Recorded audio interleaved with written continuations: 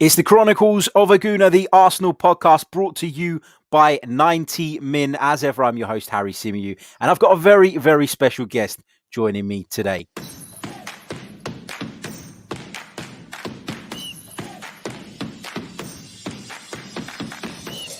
You're listening to the Chronicles of a Gooner, the Arsenal podcast. I'm Martin Tyler, and you're listening to Harry Symeou.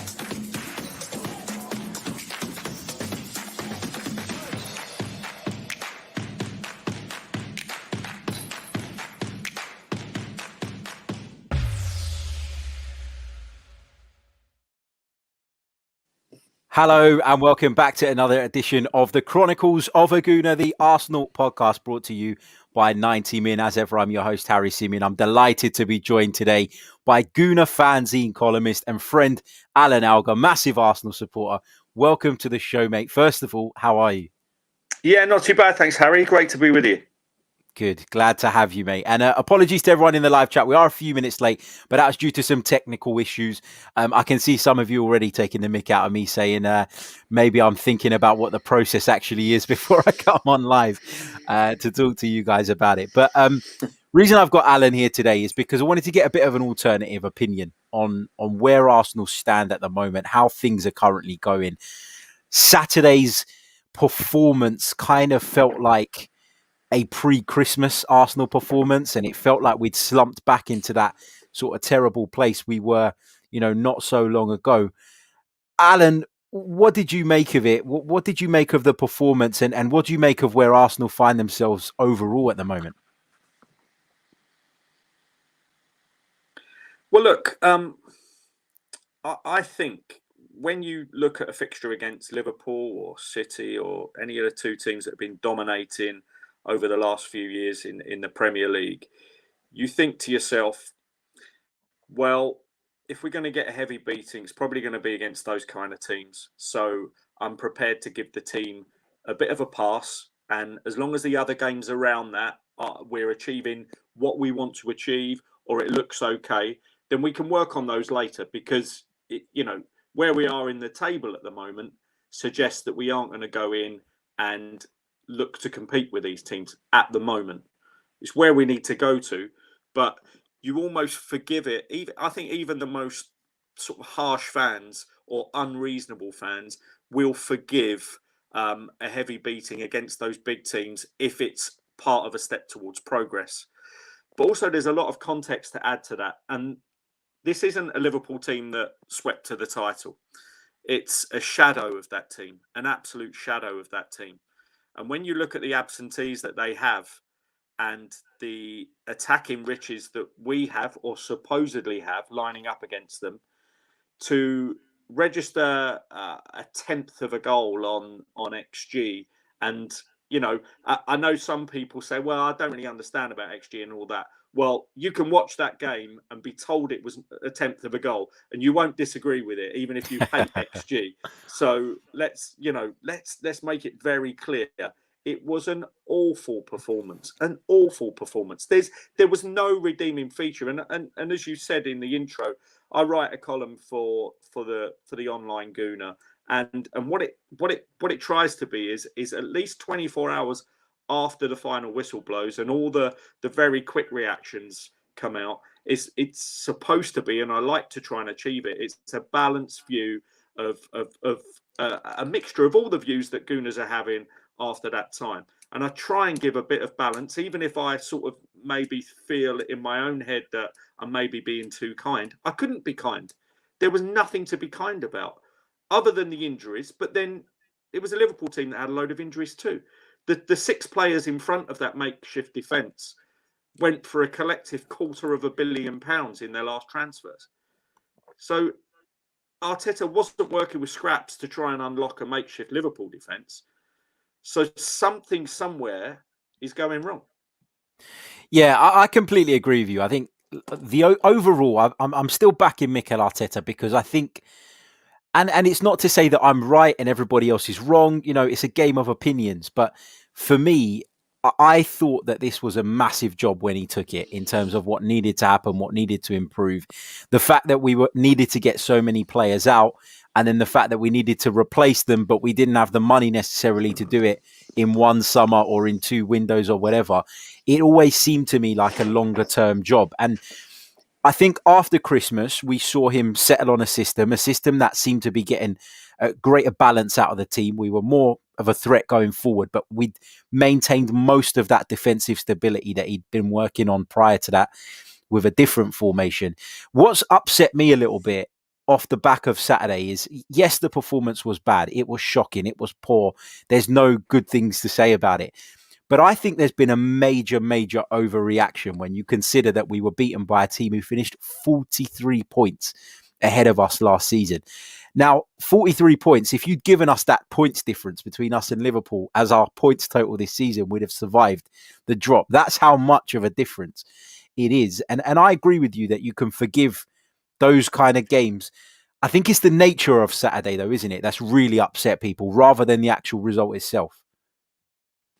Yeah, I think so. Look, if you looked at their team on paper, you were still saying to yourself, well, look, that front three, they're laying claims to be the best front three in the division. And I'm not really going to argue with that. So if you've got a defence that's makeshift, your defensive central midfielder that people, are jury in or jury out, but Xhaka does make tackles in front of our defence, whether you like it or not, and he takes some of the responsibility for recycling the ball out of defence away from them. Sometimes he doesn't do it well, and they're the highlights or his horror shows where he doesn't do that well. But he does take some of that responsibility off them. So for him not to be there, he's always, one thing he doesn't hide. So therefore, he's always asking for the ball from those 4 players that are behind him on the pitch. And one thing you notice with Gabriel, every time he got the ball off Leno, he was trying to look for a left-hand channel, when usually we try and just go through the middle first and then get someone to turn and then go out wide. He was trying to go wide first. And I don't know if obviously it led to, was it the third or second goal that Liverpool scored, where Gabriel just passes the ball to a Liverpool player. But he had done that 2 or 3 times prior to that.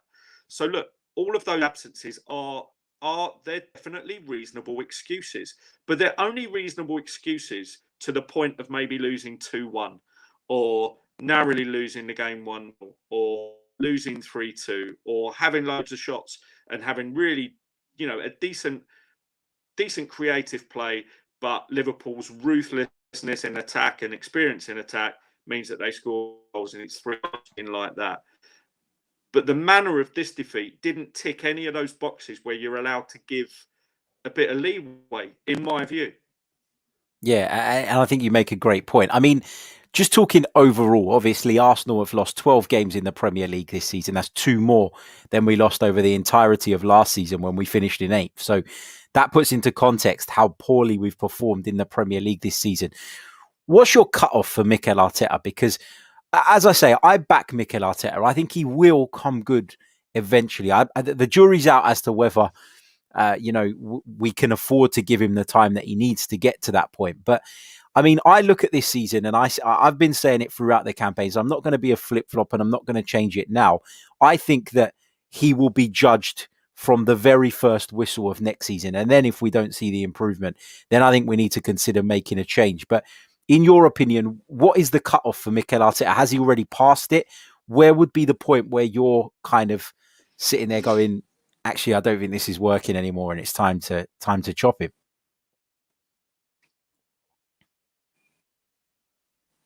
Well, look, as I was trying to find that balance for my article about the Liverpool game, I looked at our squad and I looked at it again. I looked at it on one of those transfer valuations sites, and where they're judging what you would reasonably expect a player to go for if it wasn't a COVID market out there. And I agree that some of the stuff that he'd been lumbered with probably wasn't ideal, but then he's working with quite expensive players. And, you even look at someone like Sam Allardyce, he's been very quick to just keep throwing in excuses about how West Brom's squad wasn't anything like the kind of squads that he came into and did his, rescue jobs on before. So he sort of laid the foundations. but he's still making them the best that they can be for the sum of their parts. Is Mikel Arteta doing that? Sometimes he is. Sometimes you can say he is. In one half, it looks like he is, and in the other half, it isn't. So there's a real disconnect between trying to make that judgment, because even in one game, you can think both things. And I think you've, quite fairly said you're not sort of raging and saying, he's definitely the right man. He's definitely the right man. Even when I make arguments to the contrary, I'm not wildly claiming that he isn't going to turn good. But one thing that you can judge is, how much is this squad worth? Are they players that should be top 7 in that league? And top 7's not a big benchmark, really, is it? I mean, look, you're throwing in at least one of the smaller clubs in there, say that they're, and you have to say that he should be getting at least 7th with this team. 8th is a push. Anywhere lower than 8th is a failing on his part. It has to be. It really has to be. And I still feel, though, that your point is correct. This season is a weird season. It's a very, very tough club to turn around. Emery experienced it, and I don't think enough has been made of the mess that the club is in and how long it's going to take to turn around. I am quite prepared on a personal front, because of what I see from Arteta when he speaks rather than what the team does, that he should be given a clean slate at the start of next season, but with no real leeway anymore if it starts to go wrong from that point. Yeah, that's exactly how I feel. I feel like you mentioned the season's been a strange one, and it has, and there's been so many other factors that have played into where we find ourselves at the moment. And I think, having certain players at the club who clearly didn't want to be there, or Mikel Arteta didn't want them to be there at the very start of the season, wasn't helpful. There was the whole side issue of, Ozil not in the squad, this player not in the squad, that player not in the squad, and then trying to move them on and trying to manage the impact that had on the squad. And a lot of people will say that I'm making excuses for him. And if people feel that way, that's absolutely fine. For me, I think this was a really, really difficult job. And I think it's been a lot more difficult than he expected when he took it. We've got to remember that he is an inexperienced manager. And that's not to say that we should just put up with mistakes because he's an inexperienced manager. But the club are not going to sack him tomorrow, because if they were going to do that, they wouldn't have appointed someone with no experience in the first place. They're going to give him that time. Is it Europa League or bust for you, though? Or is it next season, clean slate? Let's see how it goes then. I think, the hierarchy at the club might be saying behind the scenes that bare minimum is European football. Now, whether they're factoring in the new UEFA Conference League into that and saying that is okay, I'm not so sure. They might be saying to him that it's a fair assessment that this squad should be achieving Europa League football, whichever way you can achieve it. And if you haven't, then I'm afraid it's time to go. But I think you make a number of valid points about whether or not he has excuses. I'll go a bit further than you and say, I think just on balance of matches in the last calendar year, he's been one of the unluckiest Arsenal managers I think I've ever seen. You look at decisions, certain injuries at certain times, other factors that have come into play. I genuinely think if he is to go at the end of this season and they do make that assessment because he hasn't achieved bare minimum Europa League football, he can walk out of the door and say, I've been unlucky there. And he can point to a number of very, very small sliding doors moments that might have made it different. It doesn't make it right when you do something like Saturday, but you can definitely have that feeling. And I sent 2 tweets after the game, and the weirdest thing is they brought wrath from both sides. of an argument that I'm not really even trying to be on. First off, I just tweeted, as I have been doing, the points totals from our last 3 permanent managers at each stage in the number of Premier League games that they've had. And I've been doing it from the off with Arteta, comparing him to Emery, because I thought it was a valid comparison. Some have said it's not, but I do think it's all relative, and I think it is a valid comparison. And he's been way behind. He's constantly been way behind. A few people have said, well, that's because Emery took an Arsene Wenger team and Arteta took an Emery team, and therefore, you know, the residual effects from that will be clear for all to see. But even if you take out Emery's, 22 game run, unbeaten run, 14 of those were in the Premier League. Even if you take those out, he's still ahead. You take the equivalent games out, he's still ahead of him. And people said to me, well, look, you know, Arteta's at least coming now. Emery was terrible at the end. No, take the last 15 games. Emery's still ahead. There's not any metric where you compare him with Emery where you're actually getting Arteta in front. So then you've got to trust your eyes and say, well, he's been a bit unlucky there, and at least we're outplaying teams who've been unlucky with results. And that was valid up to a point. But again, Saturday slightly ruins that. The first half against West Ham ruins that. So I got a lot of stick there from people that wanted to defend Arteta and kick Emery. But then I also tweeted that Emery and Arteta have been given a monumental task by the near decade of mismanagement from primarily Wenger, but certainly Gazidis, Kroenke's ownership, and a few others behind the scenes. And I have this feeling that there are a lot of recent Arsenal fans or very blinkered Arsenal fans that will not acknowledge that this all stemmed from Wenger outstaying his welcome, and therefore, and I always use this analogy: if you push a car downhill with a handbrake off and no one in it, the people that have to try and stop it as it goes a mile down the road have got a much harder task than the person who pushed it off. But it was the person who pushed it off that was the one that did it. And that's how I see the club in the last 10 years. Arsene Wenger pushed it off a cliff and pushed it down a hill, and people have had to jump in the way of it to try and turn it around. And that isn't an easy job at all. And we've seen that. And yes, maybe Emery and Arteta should have done more. There is no way Arsene Wenger, even 3 years down the line, can escape some blame here.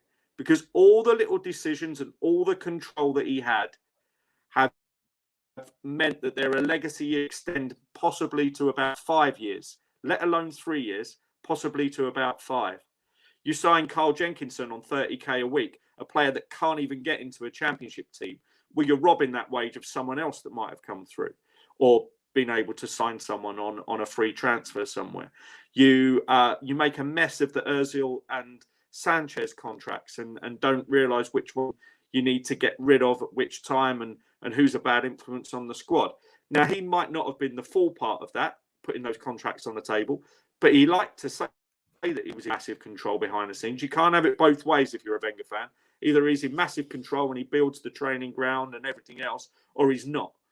So there are huge legacy issues football club started by Arsene Wenger and people around him. So he's not fully to blame, but there's some blame there. And it will take a long, long, long, long time to turn that around. Do you think that had we, and obviously this is hypothetically speaking, right? We could never be 100% sure, but do you think that had Arsene Wenger remained in charge up until now, that things would have gotten to this point? And to this point, I mean, Arsenal being mid-table, not particularly playing an attractive brand of football anymore, not particularly, I mean, I used to go to the Emirates under Wenger, right? And I completely appreciate what you're saying, that towards the end, things weren't great. But I still used to go to the Emirates knowing I would probably be entertained and I would come away having seen a decent game of football. Under Emery, I lost that. I didn't see that. Would we be in 10th position now in the Premier League and scraping to get back into Europe next season had things continued the way they were under Arsene Wenger? Would it have gotten this low, in your opinion? No, I don't think it would. And that might sound like I'm completely contradicting what I've just said. But there's a big thing at play here. And Twitter's probably not the best place because people have to be one side or the other 100% in a lot of situations. And when I tweeted that about Arsene Wenger, I could have easily followed it up by saying, if he'd stayed, I don't think we was low now. But he still had to. And the longer he stayed, the more those legacy issues and what I call, and I try to explain this, a no consequence culture that he had at the club. Oh, look, fourth is fine. I'd agree with him to a point, but you don't send that message to your players. If Arsenal came third in the Wenger seasons because Chelsea have spent billions, Man City have spent billions, and we've done our bit, they walk off that pitch in that final game, you say, you can't compete with that. You've done the best you can do. You can't compete with that. And sometimes he did manage to do that. But towards the end, there was no way that was coming through. And he again, the best judgment you can make is that person getting the best out of the resources from this club? And I think sometimes he wasn't. And towards the end, it was very clear he wasn't. And that seeped through to the players. And the mistakes that you see now and the ones that Gary Neville talks about and that sort of soft Arsenal underbelly and the mistakes that are always round the corner, they started with him. It's Emery's job to stop that. He didn't. It's Arteta's job to now stop that, and he hasn't done it fully. So look, these guys are still to blame, but it all started with Wenger. And yeah, perversely, I still feel that we'd be about 5th or 6th if he'd stayed. It's still not good enough, but the longer he stayed, the more this takes turning around, and maybe they're not the guys to do it. Yeah, good points, and you're right. I think that our overall level would be higher right now had we stayed with Wenger. But then you're right. When you go further down the line and you do eventually move on, because you have to move on from everybody at some point, then the damage may have run deeper. I completely agree with that. But yeah, I think we're going to leave it there. Been a good discussion on where Arsenal are at the moment. Big hello to everybody in the live chat joining us right now, and to those of you who will either watch or listen to this back. I know a lot of you disagree with me in the chat, and that's become a common thing throughout Mikel Arteta'S reign. But I mean, I guess the final thing I'll say is, we should never be, as a football club as big as Arsenal, we should never be accepting of bad performances. We should never be accepting of underachievement. But I think we need to adjust our expectations. And that's not accepting it. That is just adjusting it to be a little bit more realistic, because there are still some Arsenal fans out there who in their heads think we're talking about the Invincibles. Not only has so much changed at the football club, but so much has changed in the Premier League in general. So much has changed in football. Alan mentioned City and Chelsea's billions. Manchester United can outspend us. Liverpool are a massive football club as well, and they've sort of been awoken again by Jurgen Klopp. Tottenham have closed the gap on us. Even Leicester City and West Ham are pushing up there now as well. So the competition is a lot more difficult. It's very different, and that's why I don't think those comparisons are always completely fair. When people say, well, in 2010 we did this, but in 2021 we're doing this. So I think we need to temper those expectations a little bit. Alan, thank you so much, mate. Really, really appreciate you taking the time. I know you're really busy, so I appreciate it. How can people follow you on social media and keep up with all the great work that you do? Cheers, Harry. My pleasure. Really enjoyed the chat. I am on Twitter. It's someone got there first for the Alan Alger @ so I am at Alan_Alger_, but you can find me there.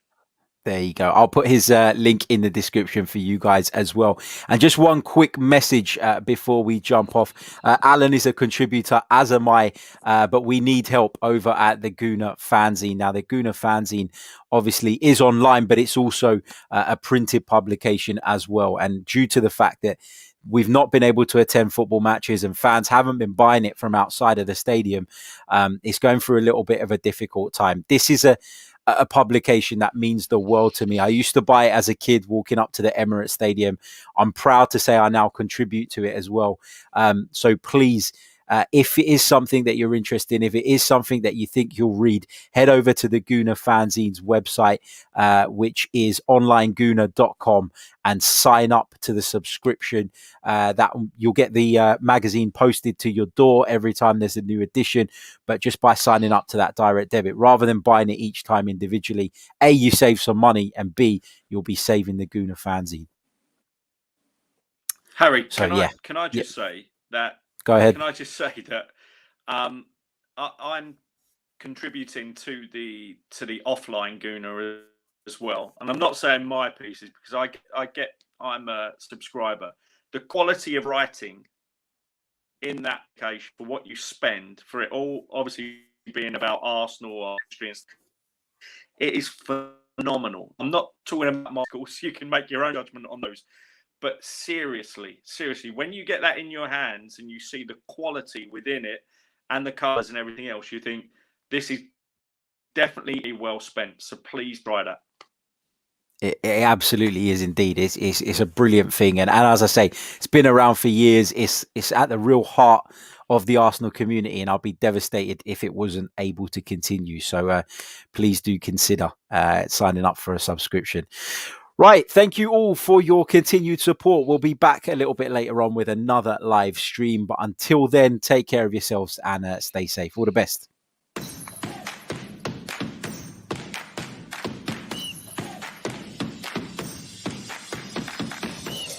You're listening to the Chronicles of a Gooner, the Arsenal podcast.